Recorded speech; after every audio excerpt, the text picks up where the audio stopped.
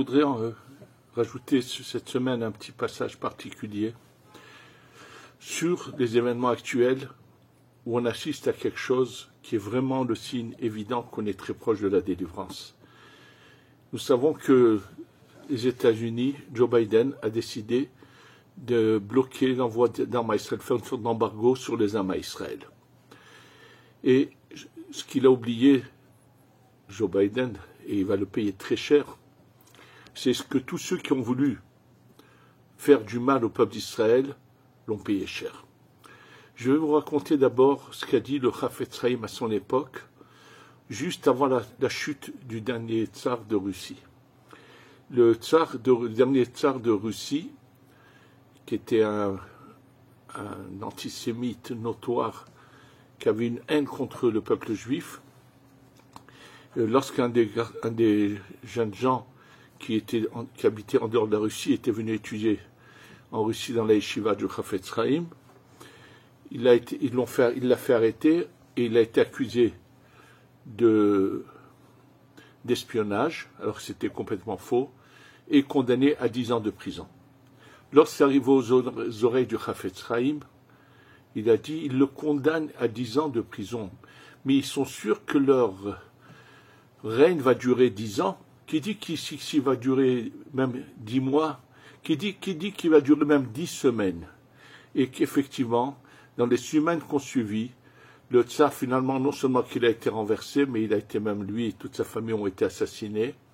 Et là, Rabbi Haïm de Brisk a dit, par ses paroles, le Chafetz Chaim a détrôné le tsar. Ça s'était passé à cette époque-là. On va aller plus récent après, lorsque le président Kennedy avait été assassiné. Oui, tout le monde se rappelle, jusqu'à aujourd'hui, ils n'ont pas réussi à élucider comment c'est passé, mais il a été assassiné.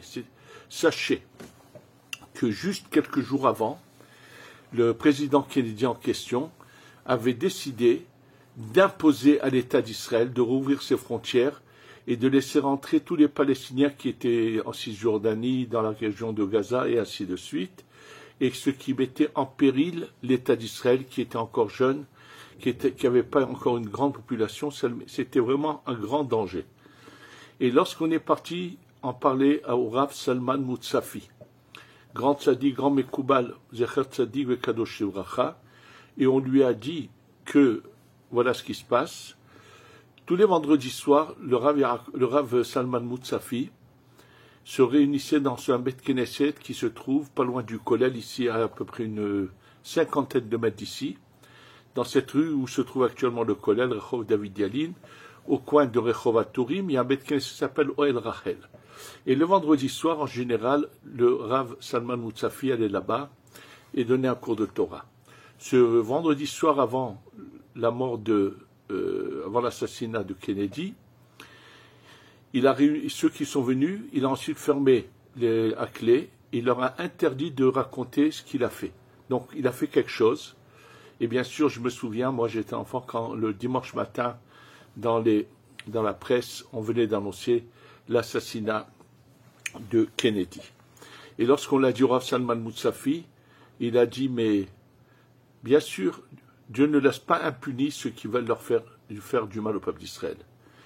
Actuellement, comme je vous l'ai déjà dit, au nom du Rav Menachem, celui qui avait écrit le livre de Avat Chaim, où il nous prévient qu'au moment de la Géoula, il va y avoir des guerres, des problèmes, et surtout ne comptez pas, il dit les mots suivants sur les Américains, j'ai vu le texte, et sur les nations, il nous prévient que, bien sûr, qu'ils vont tous dévoiler leur vrai visage, et ils vont tous s'unir contre nous. Et à ce moment-là va venir la Géoula. Ce Joe Biden s'imagine qu'il est devenu le bon Dieu.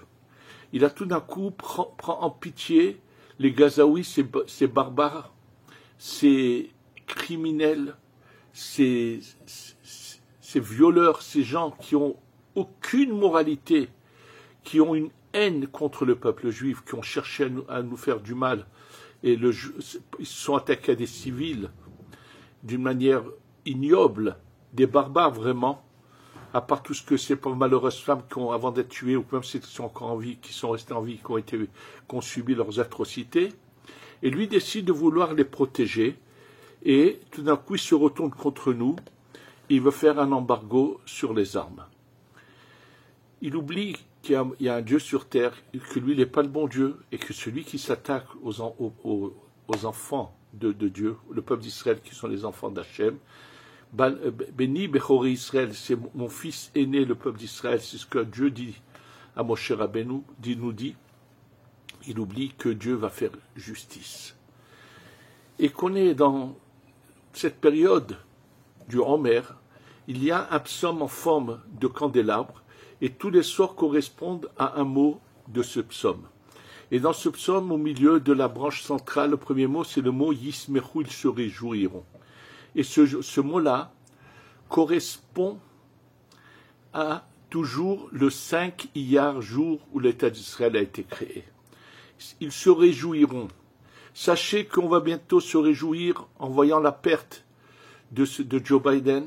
Dieu va lui faire son compte, bien sûr, et il sera le premier d'une longue liste de ces dirigeants antisémites, et viendra le tour de tous ces étudiants dans les campus, de toute cette jeunesse SS, qui est exactement les mêmes nazis de 1933, qui se sont soulevés contre le peuple juif. Ça commence aujourd'hui dans les campus. Oui, il y a une nouvelle génération de SS, de nazis qui se lèvent, soi-disant pro-palestiniens, ce sont des antisémites.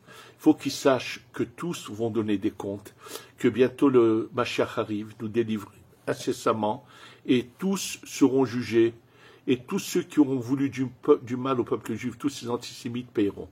On va bientôt assister à la fin de tous ceux qui nous veulent du mal.